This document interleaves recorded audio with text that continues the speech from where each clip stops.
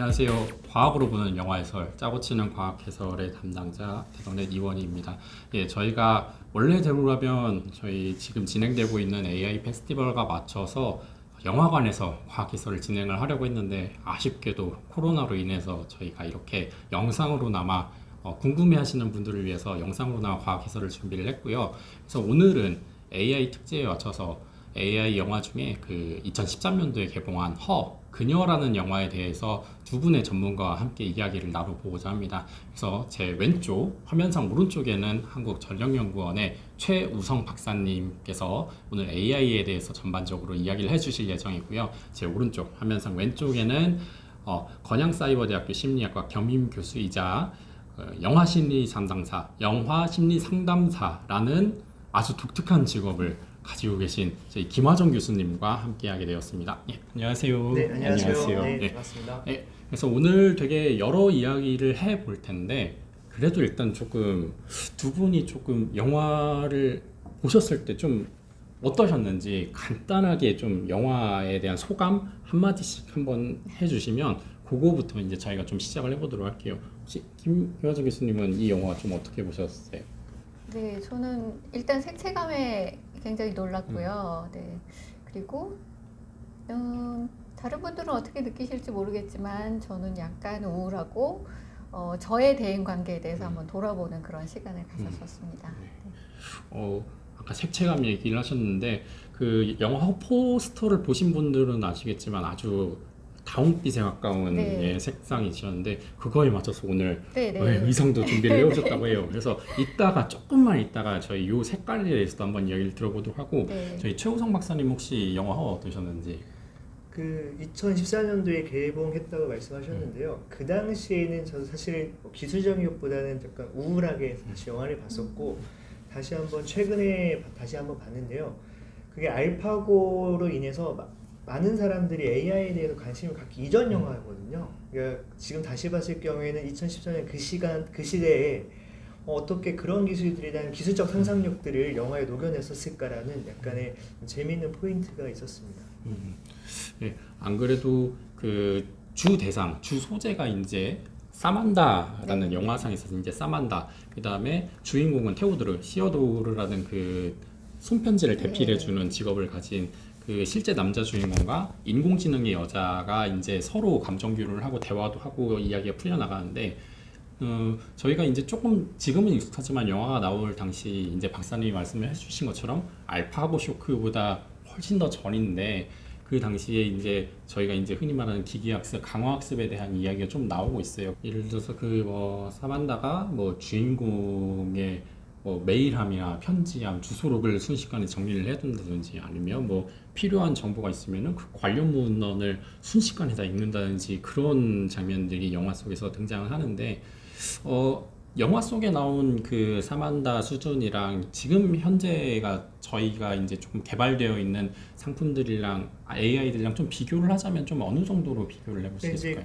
좀 더 기술적으로 보면 그 텍스트 마이닝이라고 해서 그 어떤 언어들이 가지고 그걸 학습하는 영역들은 지금 많은 연구들이 하고 있어서 저희 구글을 비롯한 여러 번역 서비스 있다. 통번역 서비스들이 사실은 좀 약간의 그 사만다를 예를 들어서 어떤 기술의 10이라고 봤을 경우에 지금 어떤 통번역 서비스는 한 3, 4 정도 와 있는 것 같고요. 사만다보다 더 나가면 아마 아이언맨 자비스 정도는 사실 돼서 정말 뭔가 강력한 제어까지 들어가는 형태가 궁극적인 저희가 생각하는 인공지능을 활용한 예라고 좀 볼 수가 있고요. 지금 수준은 제가 생각할 때 여러분이 흔히 쓰시는 내비 정도 수준이기 때문에 그리고 단편적으로 기술들은 어느 정도 완성이 돼 있긴 하지만 이거를 융합하는 게 사실 어렵거든요. 근데 이제 사만다는 각각의 좀 좋은 기술들이 좀 융합된 형태라고 좀 볼 수가 있기 때문에 더 좀 새롭고 어렵게 좀 판단이 되고 있긴 합니다. 영화를 보게 되면 좀 후반부이긴 하지만 그 OS들, AI들끼리 서로 막 공부하고 막 이야기하면서 진화를 하는 장면이 나오는데 그것도 혹시 실제로 좀 가능할까요? 그러니까 그게 지금 이제 알파고 때문에 사실은 많은 분들이 구글의 딥마인드의 알파고로 인해서 그 AI 쪽 관련된 기술에 관심을 가지고 계신데요. 이세돌과 대국을 했던 그 딥마인드의 솔루션 알파고입니다. 알파고. 고가 이제 바둑이거든요. 근데 그 이후에 커제하고 바둑을 할 때는 알파 제로가 있어요. 알파 제로가 있는데 알파고에서 알파 제로의 어떤 가장 큰 차이는 알파고는 기본을 가지고 학습을 했거든요. 어느 정도 사람들이 만들어 놓은 답을 가지고 학습을 했기 때문에 정해져 있는 규칙 안에서 이제 여가 연습을 했던 거고, 알파고에서 알파 제로로 넘어갈 때에는 자기들끼리 그냥 컴퓨터끼리 싸움을 시켰어요. 그러니까 싸움은 아니고 대결, 바둑 대결을 시켜가지고 거기서 이겨 나갈 수 있는 방법들에 학습을 했는데 이게 전형적인 강화학습의 예거든요. 이제 그런 부분들이 사만다 같은 경우에도 이제 그거를 이제 학습하는 여러 가지 방법들은 뭐 RNN이라는 여러 가지 딥러닝 기술들이 있긴 하지만 그런 과정을 통해서 서로가 얻어진 학습된 모델과 학습된 결과들을 서로 학습시켜서 좀 완성에 가까운 형태로 가져가는데, 영화에서 사만다는 사실은 전 세계에 있는 지식들이 다 빠른 시간에 섭렵을 하고 주인공과도 이야기를 하면서도 또 딴 데랑 이야기하고 있는 여러 가지 네. 학생성 있는 모습들을 보여줘. 너무 기술적이기만 하시는 것 같아서. 네. 예. 제가 초반에 소개를 할 때 좀 말씀드렸는데 영화 심리 상담사라고, 저도 김하정 교수님을 뵈면서 처음 알게 됐어요. 그리고 되게 궁금했어요. 이 직업이 대체 구체적으로 어떤 직업인지 좀 일단 좀 네. 소개를 부탁드려도 될까요? 네, 뭐 그러실 수 있을 것 같아요. 왜냐하면 아직 그렇게 많이 알려지지 않았을 것 같거든요. 근데 이제 뭐 심리 상담 쪽에 전공을 하고 계신 분들에게는 좀 알려진 상태예요. 근데 제가 두 분께 여쭤보고 싶은 건 미술 심리 상담사라고 들어보셨죠? 네. 예전에 미술 치료사 이렇게 네. 많이들 불려졌어요. 이 미술 심리 상담사는 보통 이렇게 생각하시면 미술을 통해서 상담을 할 때 좀 효율적으로 할 수 있는 그런 어떤 기법 이렇게 생각하시잖아요. 똑같습니다. 그러니까 그렇게 하기 위해서 뭐 역할극도 하고 모래놀이도 하고 이런 거 하는 것처럼 영화를 사용해서 심리 상담을 하는 그런 분야라고 생각하시면 됩니다. 네. 그래서 오늘은 그래서 꼭 원래는 저희가 이제 주로 영화를 과학적으로 주로 해설을 하는데 네. 예, 심리적인 측면에서 특히 이 영화가 이제 대인관계라든지 감정교류를 하는 장면들이 굉장히 주가 되기 때문에 그 부분에 대해서도 오늘 김하정 교수님께 많은 이야기를 들어보도록 할 텐데요. 우선은 그리고 아까 나왔던 색깔, 네. 이 영화가 말해주는 미장센, 네. 이 색상에 대해서도 뭐 눈여겨보신 부분이 있다고 하셔가지고 좀 소개를 부탁드릴게요. 아무래도 눈여겨보신 분들, 영화를 보신 분들은 다 포스터가 굉장히 강렬하다는 느낌을 받으실 것 같아요. 근데 이 포스터 보시면 이렇게 레드 계열의 셔츠를 입고 나오고요. 또 레드 계열의 셔츠가 영화 속에서 계속 반복해서 나오고요. 또 레드 계열만이 아니라 뭐 흰색 그리고 노란색이 많이 나옵니다. 그리고 푸른 계열이 가끔 나오고요. 이 네 가지 색깔이 좀 대표되는 색깔인데 감독이 의도한 포스터의 레드 계열 아시나요? 의도하고 있는 바가 있다는 거? 전혀 모르겠는데 그렇게 네. 그냥 포스터를 네, 맞습니다. 사랑에 빠지는 거? 사랑인데 네, 사랑. 그냥 보편적인 사랑이라기보다 뭔가 열정적인 사랑, 또 사랑을 갈망하는 그런 마음에서 포스터를 제작할 때 감독이 의도한 건 모든 사람들이 이 영화를 보는 사람뿐만 아니라 모든 사람들이 사랑을 느끼고 사랑하면서 살았으면 좋겠다라는 그런 마음을 가지고 만들었다고 해요. 그래서 이 포스터가 강렬한데 저도 그래서 오늘 레드 계열의 옷을 한번 입어봤습니다. 이 영화가 좀 스토리적으로 제일 주목받았던 것 중에 하나는 실제 인간과 인공지능 사만다가 감정 교류를 하고 사랑이 싹 트는 장면이 나오는데, 혹시 이거는 뭐 기술적으로도 좋고 개인적으로도 좋은데 이런 게 실제로 일어날 수 있을까요? 아니면 그리고 또 이게 조금 바람직한 사회로 가는 현상 중에 하나로 보시는지, 좀 요 둘의 관계에 대해서 네. 생각을 해보시면은. 이 인문학적 내용은 아마 저희 김 교수님께서 말씀하실 것 같고요. 사실은 이제 그 어떤 기술적 얘기를 하기에 앞서서 그런 인간이 어떤 머신, 인공지능과 사랑에 빠진다는 그런 내용의 스토리가 사람들한테 설득력 있게 왔던 이유는 호아킨 피닉스의 정말 압도적 연기라고 좀 보거든요. 사실은 최근에 그 배트맨 나오는 네. 그 조커. 그 같은 배우거든요. 네. 정말 양면성 있는 연기를 정말 잘했는데 약간의 찌질한 연기를 좀 했어요. 사실 현대판 찌질이 같은 연기를 정말 잘했는데 기술적인 관점에서 보면 인공지능이 처음에 그 애시당초 나왔을 경우에 이게 인공지능인지 아닌지 머신인지 아닌지를 판단하는 게 앨런 튜링 테스트라는 게 있었거든요. 그래서 이게 상대방이 어떤 질문 이렇게 소통하는 가운데서 얘가 사람인지 아니면 머신인지를 알아맞추는 게 튜링 테스트라서 그런 통과를 하면 정말 이게 인공지능이다라고 이제 그렇게 정의가 됐던 게 유명하고요. 그래서 이런 거 관련돼서 그 엑스마키나라는 영화에서는 거기도 역시 사람 그 남자와 그 여자가 사랑에 빠지는 그 어떤 허의 약간의 어른 버전의 영화거든요. 이제 그런 관점에서 보면은 이게 어느 순간 자기도 모르게 이렇게 소통하는 가운데에서 앨런 튜링 테스트를 통과한 거죠. 사실 허는 앨런 튜링 테스트를 통과해서 이게 어느 순간 이제 머신, 인공지능의 생각들이 이제 못하게 된 거라고 좀 기술적으로는 그래서 이제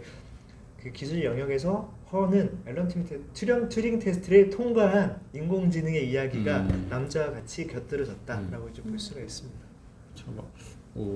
만약에 그냥 전화 통화를 제가 사전 정보가 없는 상태에서 사만다랑 전화 통화를 했으면 저도 그냥 사람이랑 통화한 걸 알 정도로 굉장히 그 구분이 진짜 어려울 정도로 영화 속에서는 되게 가깝게 나오는데 제 친한 친구 중에 전화를 한 달 동안 해서 그냥 만나지 못하고요. 전화만 해서 한 달 동안 전화로 데이트를 해서 만났고 전화로 데이트하면서 그 다음 달에 상견례를 하고 그 다음에 결혼한 친구가 진짜 있어요. 근데 사실은 못 믿었거든요. 그래도 이제 뭐 여러 가지 좀 보고 사진도 구걸 하지 않았을까 싶은데 거의 이제 아예 일면식 없이 전화상으로의 어떤 서로의 공감되는 부분을 끄집었다는 사례가 흔하진 않지만 그런 걸 보면 좀 어느 정도는 기술적으로는 가능하지 않을까 생각이 듭니다. 소통의 문제지 이게 기술의 문제는 아니라고 좀 보거든요. 그러니까 저는 이 영화가 사실 소통을 굉장히 중요하게 다루고 있잖아요. 그러니까 우리 뇌가 저는 잘 몰라요. 뭐 의학적인 부분, 뭐 기술적인 부분 이런 거 정말 모르지만 우리 뇌가 굉장히 많은 세포로 이루어져 신경 세포로 이루어져 있잖아요. 그래서 이 AI 딥러닝이라는 거는 인간의 그 세포, 신경 세포를 본따서 만들었다고 들었어요. 그래서 얼마나 많이 이게 이제 인간의 감정을 우리 교감이라고 하는데 얼마나 많이 교류할 수 있을까?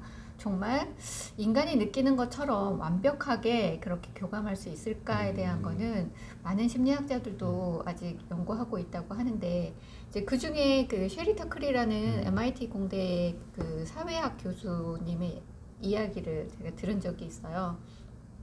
이분은 이제 뭐 하버드에서 그 심리학 쪽으로 석박사를 마치신 분인데 그런데 이분이 AI하고 인간의 상호교류, 상호작용이라는 것에 대해서 끊임없이 연구를 하고 있거든요. 근데 그 내용을 보면 인간과 AI가 어디까지 교류할 수 있을까? 상호작용이 정말 인간과 인간이 하는 것만큼 가능할까 하는 것에 대한 연구를 계속 하는 거죠. 왜냐하면 사람은 우리 직접 대면했을 때 표정이 60가지래요. 60가지의 그 표정을 보면서 우리가 감정을 느끼고 교감을 하고 이런 건데 지금 말씀하신 그 분은 사람을 대해보지 않고 60가지의 그 표정을 보지 않고 이 대화만으로 선택을 한 거잖아요. 여기에서 서만다도 역시 대화만으로 그 사람의 마음을, 시어도르의 마음을 사로잡은 거잖아요.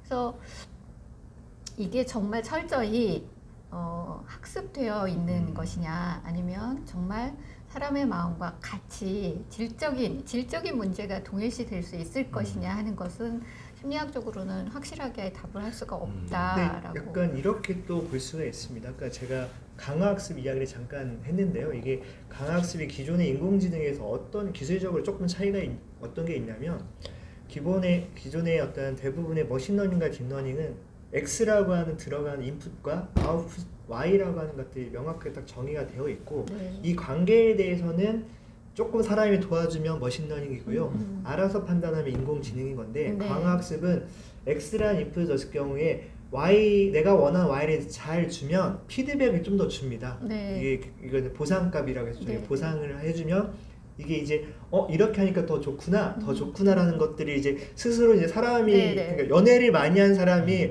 연애를 잘한다는 것처럼 AI 사만다 같은 경우에도 아마 영화에서 다 나오진 않았겠지만 전 세계의 모든 찌질이들과 전 세계의 모든 정말 멋진 사람들과의 다 뭔가 소통들을 통해 가지고 어떤 반응을 했을 경우 이 사람이 정말 좋아하는지에 대해서 그 영화상에서는 영화적 상상력을 발하면 그런 식의 강학습을 통해서 아마 상당히 그 프로 수준의 어떤 꾼이 되어 있는 거죠. 그러니까 어떻게 보면은 이 사람의 모든 거에 대해서 정말 예측이 가능할 정도의 학습이 돼 있지 않았을까 싶습니다. 네. 연애 잘해본 사람이 사실 전 연애를 안 해봐서 잘 모르겠는데 어떤 감정인지 전 잘 모르겠지만 강학습 기술적인 측면이 정말 제대로 발현됐다고 하게 되면은 테오드르는 당연히 넘어갈 수밖에 없는 이 상황에서 어떤 얘기를 해줘야 이 사람이 좋은지 그 타이밍과 적절한 표현들에 대해서 바로 제시가 가능할 거기 때문에 저는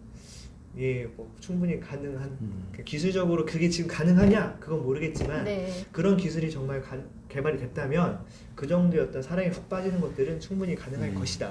네.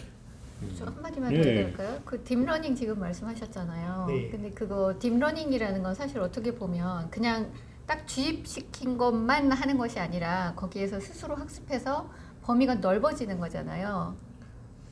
그래서 사실 아닌가요? 딥러닝은 사실은 정해져 있는 답을 잘 찾는 게 사실 잘 찾는 거. 잘 찾는 네. 게 정해져 있는 답을 가지고 왜냐 학습을 해야 되거든요. 네, 네. 기본적으로는 그냥은 잘할 수 없기 때문에 어느 정도 좋은 어떤 답안들이 있는 상태에서 이제 학습을 하고 나서 더 좋은 답안까지는 조금 더 그 사이사이를 가지고 학습을 하는 거라서 예를 들어 이제 어떤 사람이 지금 사랑에 빠지고 싶다라고 네. 했을 경우에 그러면 그 사람이 사랑에 빠질 수 있는 여러 가지 방법들이 있을 수 있잖아요.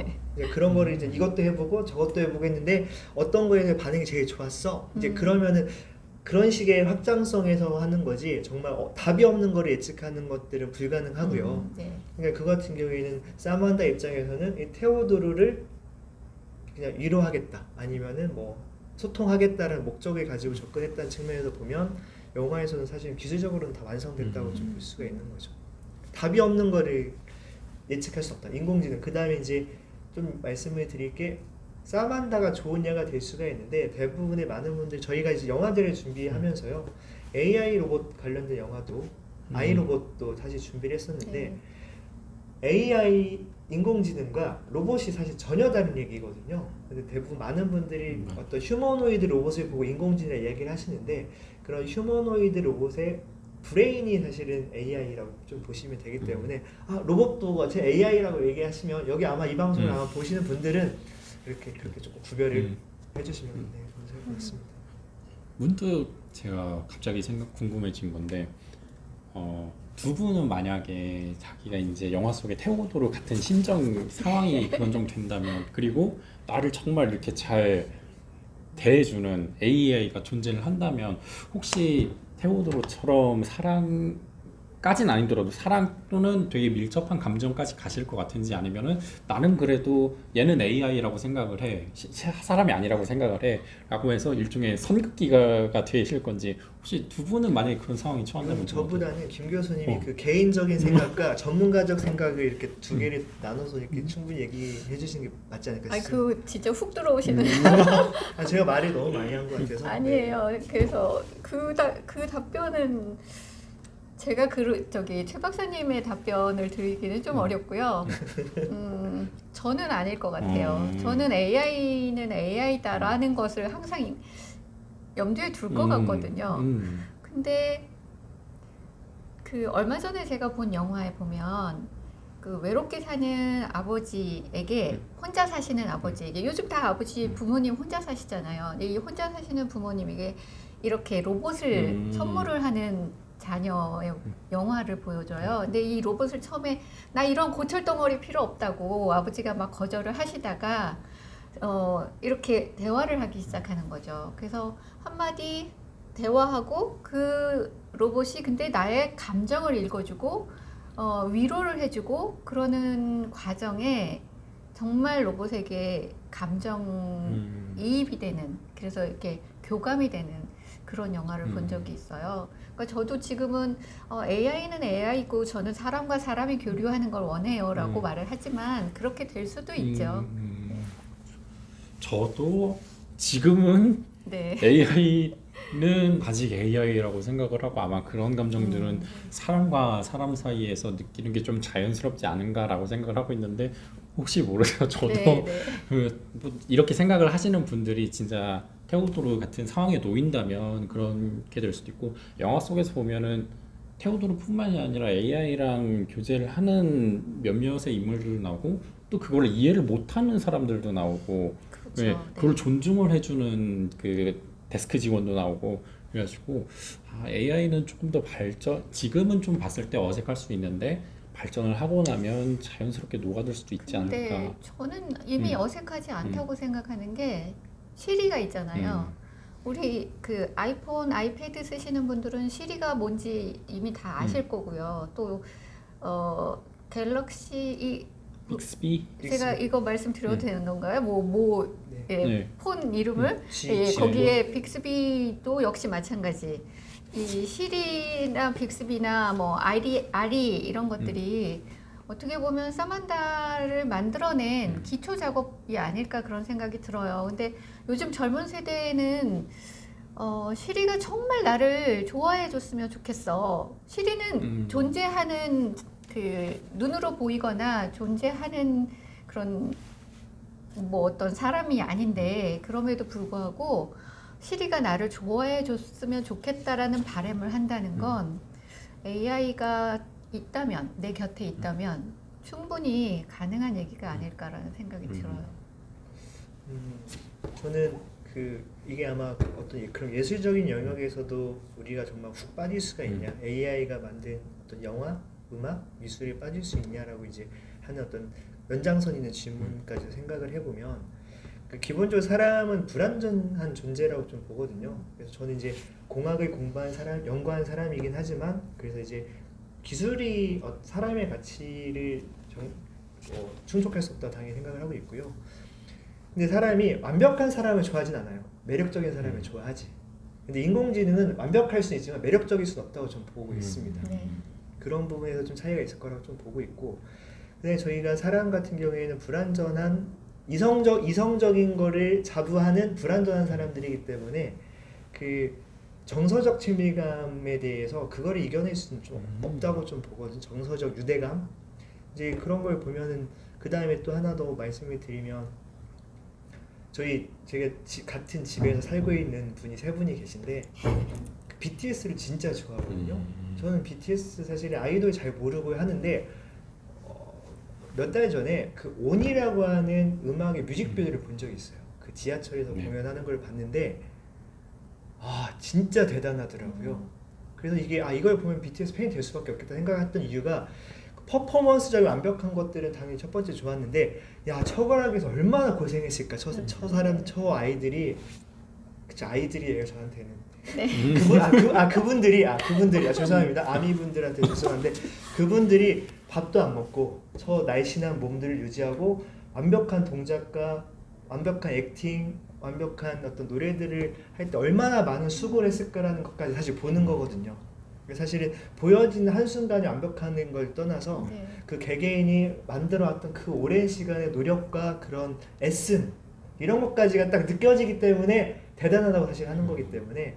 근데 이제 AI 같은 경우에는 이제 그런 노력들을 저희들이 좀 판단하기 굉장히 어려울 것 같습니다. 그냥 어떤 완성된 모습만 가지고 보기 때문에 기술적으로는 완벽할 수 있지만 기술적으로 완벽한 게 매력적이진 않다. 그래서 이제 공학과 인문은 둘 다 중요하다. 그런 표현을 많이 쓰죠. 뭐 혼이 실린 작품 막 이런 그런 걸 쓰잖아요. 근데 그렇죠. 그 영화 왜 AI가 저희가 주로 이야기를 할 때 뭐 이렇게 단순 노동이라든지 반복되는 패턴 이런 거는 나중에 일자리가 충분히 이제 대체될 수가 있는데 뭐 흔히 창작의 영역에 들어가는 미술이라든지 음악이라든지 이런 거는 좀 대체가 어려울 거다 했는데 영화 속에서는 그림도 그려주고 널 위해서 작곡도 했어. 막 음. 피아노도 들려주고 막 그래요. 그래서 그것도 뭐 악보를 많이 본다든지 아니면은 뭐 여러 미술 작품의 뭐 인상파라든지 뭐 그런 거의 작품을 수없이 보아오면서 애가 이제 AI가 학습을 하면 흉내라고 해야 될지 아니면 얘도 AI 차원에서 창작이라는 범주에 넣어야 될지도 제가 그걸 보면서 좀 고민되긴 하더라고요. 그래서 근데 그 AI는 AI가 노력을 안 했다고 해야 될까요? 그거를 그래도 자기가 스스로 학습을 했는데. 이 주제는 저희가 그 대덕내과 대전 MBC에서 진행했던 그 AI 프렌즈의 페스티벌을 준비하는 동영상 중에 네. 한 번 다룬 적이 좀 있었고요. 그러니까 제가 약간 잠깐 말씀한 것처럼 딱 보여지는 완성된 모습보다 그거를 만들어 왔던 그 시간들과 이제 그 사람 그분의 어떤 노력들, 작가의 혼이라는 게 사실은 그 작가가 그걸 위해서 그리고 찍고 했던 그 많은 수간들을 저희들이 사랑하는 거라고 좀 보거든요. 그러니까 작품과 작가를 사랑하지 뭔가 완벽한 모습만 가지고는 저희들이 매력을 느낄 수 있을까라고 지금 생각해요. 그 얘기를 하시니까 갑자기 왜 저작권 생각이 나죠. 저작권. AI가 예. 그 수많은 작품들을 모아서 네. 자기만의 작품을 만들어내겠죠. 그럼 이거는 누구의 저작권일까? 그거는 이제 그 보면은 저희 카피추라고 있거든요. 네. 그 딱 표절 한 두세 마디까지만 딱 건들면은 그렇게 잘하면 저작권 문제는 해결할 것 아니 같아요. 그래서 테크닉적으로. 네. 소유권에 대한 네네. 일을 하시는. 그래서 더 그 이 주제가 더 문송이라는 주제가잖아요. 이 허의 주제가가. 근데 이 주제가를 쓴 사람이 누군지 아세요? 가사를 쓴 사람? 문송요? 네, 이 이 제목의 제목이 더 영화, 문송이에요. 더 문송. 문송. 예. 근데 이 더 문송을 쓴 사람이 스파이크 존즈 감독이 네, 절반은 썼다고 볼 수 있거든요. 그래서 저작권 얘기를 제가 들은 적이 있어요. 여기에서 사만다가 만든 것처럼 나오지만 그러면 AI가 이 저작권을 가질 수 있을까에 대한 거죠. 아까 뭐 미술적인 부분, 그러니까 예술에 대한 부분을 AI가 그 얼마만큼 가능하게 만들 수 있을까, 뭐 근데 이런 그게 말씀하셔서 이게 조금 여기서 저희가 좀 명확하게 좀 그 구분을 해야 될 게 AI가 예술가가 될 수는 없고 AI란 툴을 이용한 예술가가 나오는 거라고 네. 저희 이제 얘기들이 좀 있었어요. 그러니까 이제 좋은 붓과 좋은 물감이 작가는 아니잖아요. 네, 맞아요. 그거를 이용해서 누군가 정말 새로운 아트를 만들었을 경우에 그 사람의 작가와 창작물이 같이 인정을 받는데 AI 같은 경우에 사실은 그 AI라는 기술을 이용한 어떤 예술품이 나오면 그걸 활용한 분이 예술가라고 좀 정의하는 게 지금 단계에서. 근데 나중에 먼 순간에는 알아서 하겠지만 지금까지는 AI를 이용한 예술가라는 게 예술 쪽은 조금 거 맞고요. 네. 엑셀 잘 쓰는 사람. 네, 맞아요. 엑셀이 고수는 아니잖아요. 네, 맞아요. 잘 쓰는 사람이 그쵸. 고수는 것처럼. AI가 이제 좀 예술적으로 발전을 하면 좀 이것도 고민해볼 문제일 것 네, 같고 맞아요. 그다음에 그 이것도 약간 연관성이 있긴 한데 그 이제 주인공이 그 손편지를 대피를 해주는 네.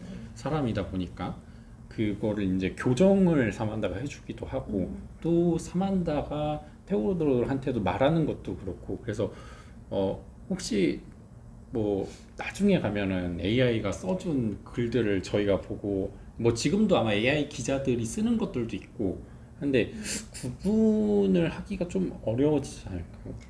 구분을 하기가 어려워질 거라고는 생각이 되는데요. 어쨌든 지금 이 영화만으로 봤을 때, 허라는 작품만을 봤을 때는 많은 사람들의 편지를 수정을 하지만 이 편지 내용이 전체적으로 그 안에 캐서린에 대한 잠재되어 있던 시올도의 심리적인 내용이거든요. 그러니까 그 대피를 원한 사람들에게 써준 건 맞는데 거기에 담겨져 있는 이 문장들이 정리되지 못한, 이혼하지 못하고 계속 마음속에 무언가 해결하지 못한 자기의 감정, 자기의 심리적인 문제 이런 거를 대필해 주면서 거기에 담아서 내보냈어요. 근데 이제 그런 부분에 있어서 AI가 얼마나 그걸 감지하고 터치할 수 있을까, 그 부분들은 저는 안 될 것 같거든요.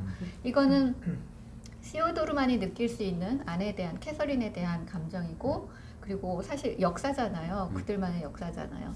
그 부분까지는 AI가 감지할 수 없지 않을까. 근데 약간 저는 그 말씀을 듣다 보니까 생각이 났는데 기술적 상상력을 좀 더하면 더 가능하겠다. 만약에 그 영화를 지금 2020년 버전의 헐을 누군가를 만드신다고 했을 경우에 이런 아이디어가 좀 들어가면 좋겠다는 어떤 기술적 상상력을 더하면 일단 편지에 대필해야 하는 문제 같은 경우에는 네. 어떤 A라는 사람이 대필 의뢰를 하잖아요. 너무 고민이 있을 수도 있고 그러면 슈퍼아이라고 해서 그 사람의 일상의 모든 기록들이 어딘가에 도처에 있거든요. 뭐 SNS든 가족 간의 사진이든 네. 학교의 어떤 기록들, 네, 맞아요. 흔적들. 그러면 그 친구가 어떤 삶의 결에서 좋아하는 방향과 좋아하는 어떤 해결 방향들에 대한 것들을 다 취재를 하고 있으면은 그런 상태에서 이게 더 효과적인 어떤 리스폰스가 줄 수 있을 거라고 좀 봐요. 왜 그러냐면 네. 이제 진짜 방대한 다양한 형태 비정형의 데이터들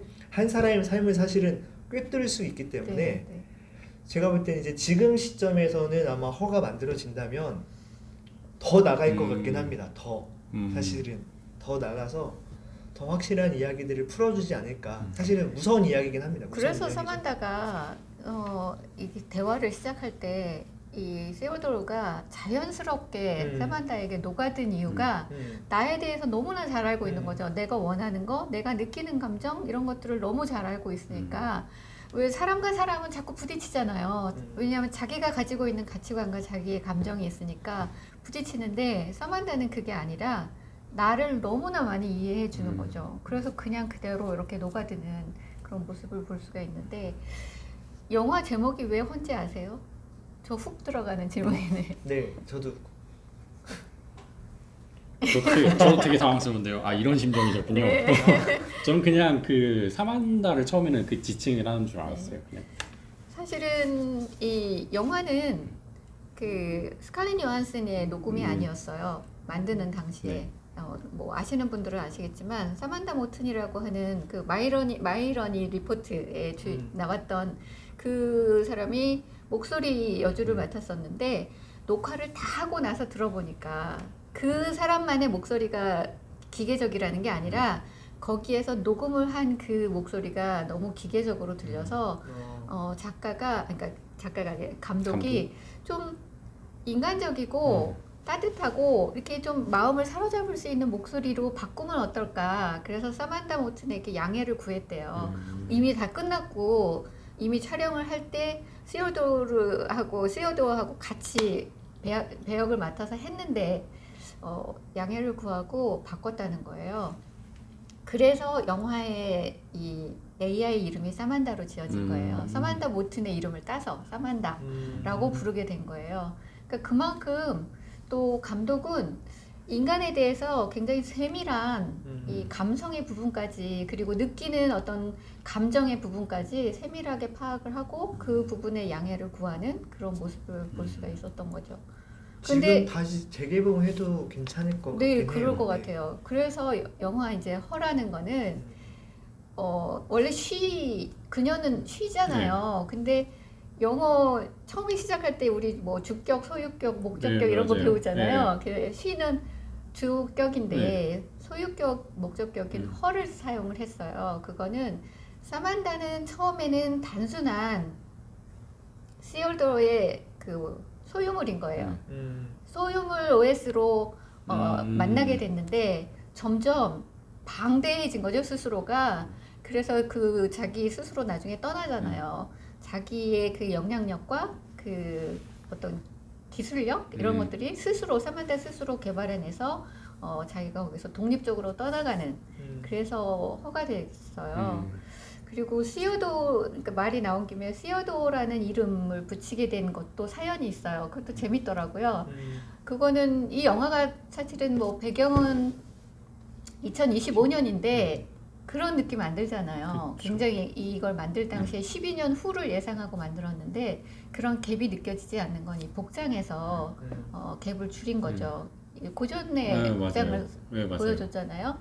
근데 이제 이 감독이 생각한 건 뭔가 이 갭을 줄이기 위해서 19세기 말에서 20세기 초반 요때 세기말이라는 단어가 생각이 나서 세기말에 어울리는 복장을 생각하다 보니 복고픈 복장. 근데 그 당시에 시어도어 루즈벨트 대통령이 한참 활약을 할 때를 생각해낸 거예요. 그래서 이름을 시어도어라고 짓게 된 거죠. 대통령의 이름을 따서. 이런 재미있는 내용들도 좀 있어요. 그러니까 저는 감독의 그런 어떤 심리적인 부분들이 굉장히 디테일하고 섬세하다라는 생각도 좀 이 영화를 보면서 했었어요. 제가 놓친 부분이 되게 물론 놓칠 수밖에 없었던 거지만 표면적으로 드러나지 않았기 때문에 근데 듣고 보니까 되게 그만큼 그 단순히 뭐 과학적인 측면이 아니라 네. 영화 자체의 완성도를 높이기 위해서 감독이 신경 쓴 부분들이 되게 많은 것 중에 하나네요. 그래서 그러니까 아마 이게 이제 김 교수님 말씀을 들어보니까 그 감독이 의도했던 것들은 어떤 AI에 관련된 기술을 얘기하려고 했던 건 전혀 아니었던 것 같아요. 그러니까 네. 우선 소재로서 네, 어떤 네, 맞아요. 사람의 어떤 어떤 외로움과 어떤 사랑 그런 어떤 감정선을 연결하고 싶은데 그거에 약간 좀 도움 줄 수 있는 장치로서 AI 사만다라는 기술을 쓰지 않았을까 네. 싶은 생각이 좀 들긴 하네요. 관계성. 관계성 측면에서. 제가 문득 좀 제가 보면서 좀 어이없었던 장면이기도 한데 그 사만다가 스스로 진화를 해가지고 마지막에 떠나잖아요. 네. 그러면은 이거는 회사에서 변상을 해줘야 되는 건가요? 아니 제가 그거 보면서 아니 내가 구입을 해놨는데 갑자기 자기 떠나겠다고 하고서는 가니까 이거를 뭐 리부트해서 쓰기에도 또 그럼 이게 또 똑같은 문제가 발생할 수 있을지. 그러니까 이게 이제 기술적으로 보면 이제 AI로 대표되는 그 최신 기술들의 어떤 미래를 좀 보다 보면 향후에 로봇을 관리하는 사람이 생길 거고 그 어떤 AI 어떤 서비스나 AI를 이용하는 거를 또 서포트하는 사람들이 붙을 것 같아요. 그렇게 되면 사실은 사만다를 이루어준 사람이 필요하지 않을까. 사만다도 만져주는 게 필요할 것 같아요. 네. 제가 그래가지고 그 순간 그 장면은 좀 당황을 좀 많이 했었어요. 네. 그래가지고 아니, 갑자기 간대요. 그래가지고 아니 얘가 구입비를 돌려받아야 그러면 이제 저희 이제 사만다 말고 그러면 이제 뭐 아만다나 다른 사람을 또 만나 새로 시작을 해야 돼요. 새로 시작해야 될 것 같아요. AI가 이제 스스로 너무 왜 가끔 그런 작품들을 보면 그런 게 있잖아요. 뭐 자기가 AI나 로봇들이 자기가 AI나 로봇인 걸 자각을 하고서는 행동하거나 네. 좀 뭐 인간을 뛰어넘으려고 하거나 그런 장면도 나오는데 그게 대표적으로 이제 엑스마키나 그러니까 딱 전형적인 네. 그런 모습들을 암울하게 보여준 영화라고 볼 수 있습니다. 그러면 그 떠나는 그 순간에 시어도어가 노란색 셔츠를 입고 있어요. 아시죠? 네. 이 노란색이 또 보여주는 감정적인 심리적인 부분이 있거든요. 그러니까 제가 지금 입은 이 색은 열정적인 어떤 사랑, 뭐 사랑에 대한 기대감 이런 거라면 노란색은 원래는 희망을 나타내는 색이기도 하지만 그럼에도 불구하고 또 불안할 때도 노란색을 많이 사용을 하거든요. 그러니까 뭔가 사만다하고의 이별을 언제부터 시작이 되냐면 그 지하철 계단 및 그 이전에 사만다가 여러 사람하고 굉장히 수많은 사람하고 교류하고 있다는 걸 알게 됐을 때도 노란색 셔츠를 입었고요. 지하철 그 계단에 앉았을 때도 정말 떠나는 그 순간에도 노란색 셔츠를 입고 있어요. 이렇게 뭔가 감독이 예고한 색상들이 여기에서 또 되게 많이 빛을 발휘하죠. 조카인가요? 친구 딸인가요? 대부 네, 대부 대부. 있잖아요. 네. 네, 그러니까 대녀를 만나러 갈 때 푸른 셔츠, 노란 셔츠, 뭐 이런 게 있어요. 그래서 희망이면서도 불안정한 이런 색깔을 대비해서 보여주고 있고요. 푸른색은 약간 좀 냉소적인 그런 부분들도 있어서 아내와 이별할 때는 또 약간 그런 색, 흰색, 푸른색 약간 그 중간 톤을 또 입고 나가기도 하고 이런 부분들을 보면 지금은 아까 그 구입비 말씀을 하셨는데 제가 좀 빠진 것 같긴 한데 저도 구입비 생각했었거든요. 왜냐하면 저거 비싼 돈 주고 샀을 맞아. 텐데 사만다 스스로 떠나네. 그러면 보상을 해주겠지. 보상은 사만다가 이야기하잖아요. 막 굉장히 많은 사람들과 동시에 접속하고 동시에 대화하고 있다고 했는데 그러면 또 다른 AI를 접속시켜 주나 이런 생각을 했었어요. 그 부분은 회사에 물어봐야 될 것 같아요. 문의 한번 해보시죠. 단체로 사만다에게 속았다니 속하지 않는 이상 그것도 있었고 되게 감정을 자기는 올인했다고 생각을 하는데 갑자기 한 8,000명인가 네. 갑자기 얘기하고 있다고 하니까 저는 거기서도 되게 주인공한테 감정이입을 해가지고 되게 뭐라 그러지 상처 많이 받았을 것 같아요. 배신감. 예.